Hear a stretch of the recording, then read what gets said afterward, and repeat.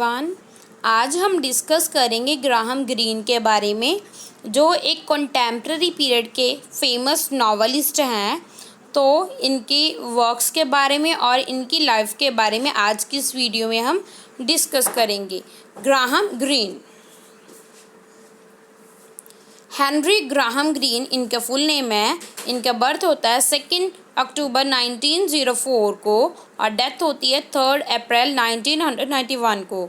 Professionally known as Graham Greene, professionally ये Graham Greene के नाम से जाने जाते हैं। Was an English novelist regarded by many as one of the leading English novelist of 20th century.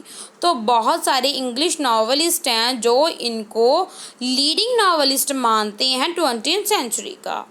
Combining literary acclaim with a widespread popularity, Green acquired a reputation early in his lifetime as a major writer.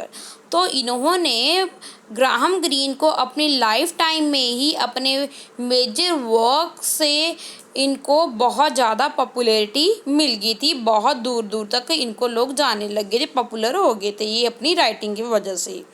Both of serious Catholic novels end of thrillers. तो ये 2 types of novels लिखते थे। One type is the Catholic novels जो religion based होते थे। Catholic जो एक Christianity में एक अलग एक होते हैं, कैथोलिक जो क्रिश्चियंस होते हैं उनके रिलेटेड होते हैं, उनकी थीम लेकर लिखते थे। एंड ऑफ अ थ्रिलर्स ये एंटरटेनमेंट्स नॉवेल्स भी बोल सकते हैं। एंटरटेनमेंट्स ये टर्म्स भी हम यूज़ कर सकते हैं थ्रिलर्स की ये प्लेस पे। ही वॉज शॉर्ट लिस्ट, ये सिर्फ शॉर्ट लिस्ट हुए हैं, नॉट इनको अवार्डेड नहीं मिला, ये सिर्फ इनको शॉर्ट लिस्ट किया गया इनके नेम को 1966 में और 1967 में for the Nobel prize for literature में इनको नोबेल प्राइज़ के लिए इनका नेम को 2 टाइम शॉर्ट लिस्ट किया गया इनके नेम को। थ्रू तो 67 ईयर ऑफ राइटिंग, इन्होंने 67 ईयर तक राइटिंग लिखी हैं और इन्होंने 25 नावल्स लिखे हैं। और ये जो नावल्स हैं वो पॉलिटिकली इश्यूज़ पे, मॉडर्न एज की पॉलिटिकल इश्यूज़ पे और मॉरल जो एम्बिवेलेंट है उनको एक्सप्लोर करते हैं। Often through a Catholic perspective, जो मॉरल ये मॉरलिटी शो करते हैं वो उनका पर्सपेक्टिव क्या होता है, कैथोलिक पर्सपेक्टिव होता है इनके वर्क्स में। Although Green objected strong to being described as a Roman Catholic novelist, ये इनका जो ऑब्जेक्टिव होता है ये डिस्क्राइब करना चाहते हैं रोमन कैथोलिक एज अपने आप को, ये as a Roman Catholic novelist rather than as a novelist who happen to be a Catholic. ऐसा नहीं है अपने आप को शो करना चाहते एक नॉवलिस्ट जो Catholic who happen to be novelist, जो happen to be novelist यानी कि जो माना जा सकता है भी वो कैथोलिक है। Catholic religious themes are at the root of much of his writing. तो कैथोलिक रिलीजन की जो थीम्स हैं, आइडियाज़ हैं, वही अपनी एज अ थीम अपने वर्क्स में, राइटिंग में ये यूज़ करते थे। Especially the 4 major Catholic novels, इन्होंने 4 कैथोलिक नॉवेल्स लिखे हैं जो बहुत ही ज़्यादा इम्पॉर्टेंट हैं। लाइक नंबर 1 पे है ब्राइटन रॉक, नंबर 2 पे the power and the glory, number 3 पे the heart of the matter and 4th and last one is the end of the affair. These are 4 novels which are Catholic novels. ये इन सभी को Catholic novels हैं और ये इनको Catholic novels को एक टर्म दी गई है, that is the gold standard. The gold standard, ये इनको कैथोलिक नॉवेल्स को ये टर्म दी गई है, नेम दिया गया है।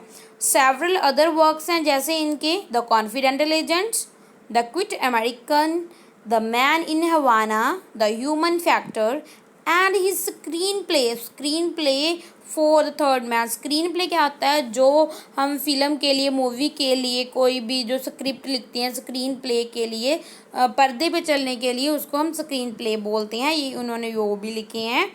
ये भी सभी also show Greene's avid interest in the working and intrigues of international politics and espionage.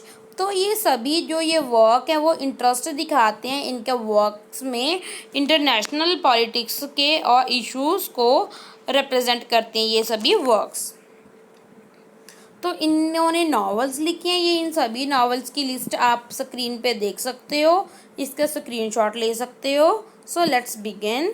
The man within 1929, the name of action 1930, repudiated by author, never republished.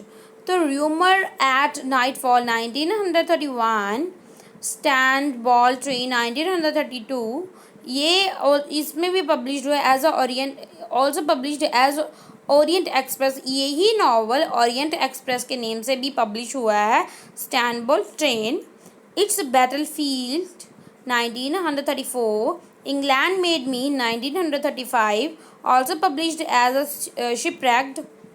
A Gun for Sale 1936, ये also published as this gun for hire, ये भी इस name से भी ये work publish हुआ है। The Brighton rock 1939, the confidential agent 1939, the power and the glory 1940, also published as a labyrinthine ways. The Ministry of Fear 1943, The Heart of the Matter 1948, The Third Man 1949। ये एक novella है। Novella क्या होता है? Novella एक novel से थोड़ा सा छोटा होता है और जो शॉर्ट स्टोरी होती है स्टोरी से बड़ा होता है, उसको हम नोवेला बोलते हैं।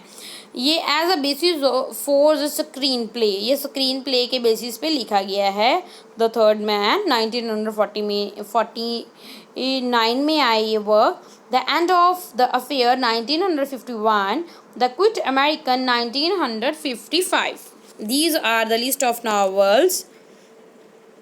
और भी नॉवेल्स हैं जैसे loser takes all 1955, our man in Havana 1958, A Burnt Out Case 1960, The Comedians 1966, Travel with My Aunt 1969, The Honorary Consul 1973, The Human Factor 1978, Dr. Fisher of Geneva or The Bomb Party 1980, Monsignor Quixote 1982, The 10th Man 1985, The Captain and the Enemy।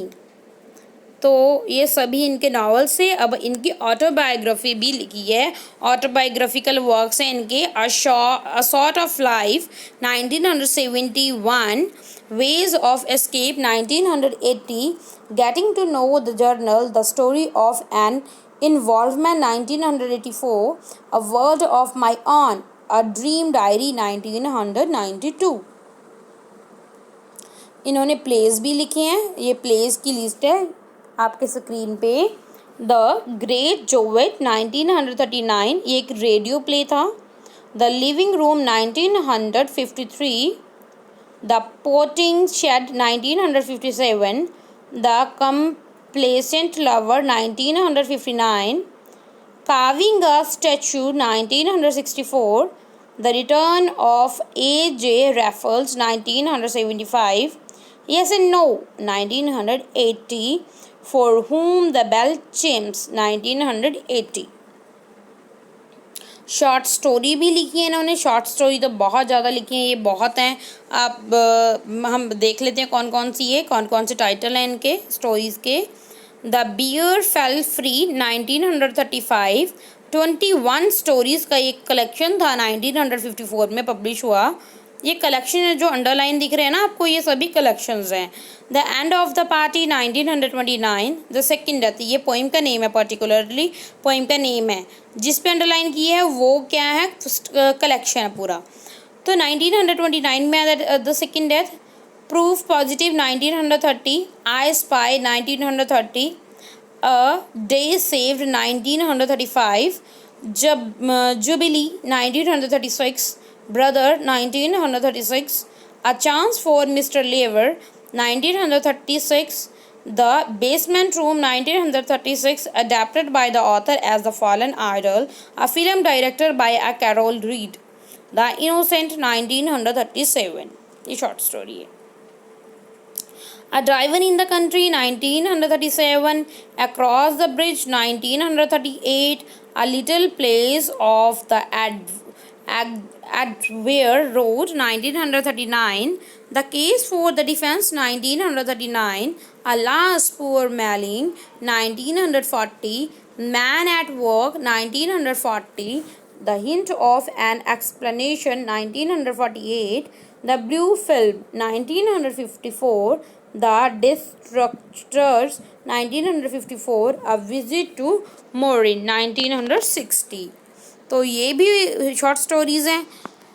A sense of reality 1963, Under the Garden, Dream of a Strange Land, A Discovery in the Woods, May We Borrow Your Husband 1967, very important work.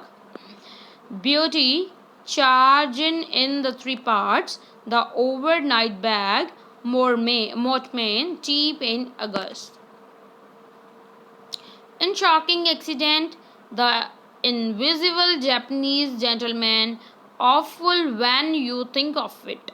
Dr. Crombie, The Root of All Evil, Two Gentle People, The Last Word and Other Stories 1990, The Last Word, The News in English, The Movement of Truth, The Man Who Stole the Eiffel Tower.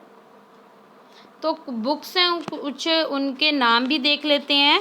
जैसे the power and the glory 1940 में है. तो इनके ये मेरा दिखाने का क्या मकसद है, आप इनके कवर भी देख सकते हो. ये बुक्स भी बहुत अच्छी हैं, बहुत ही आपको पढ़नी भी चाहिए. कौन कौन सी आप विद ईयर आपको याद रखना चाहिए. The quiet American 1955, the end of the affair 1951, Our Man in Havana 1958, Brighton Rock 1938, The Heart of the Matter 1948. The Third Man 1950, तो ये इसको स्क्रीन प्ले के लिए भी लेगा, इस पर मूवी भी बनी है. The Destructors 1954, The Human Factor 1978, Travel with My Aunt 1969, Istanbul Train 1932, The Comedians 1966, The Honorary Consul, The Burnt Out Case, The Ministry of Fear, ये सभी हैं, ये भी वर्क हैं, इनके ईयर्स भी लिखे हुए हैं, पढ़ सकते हो आप.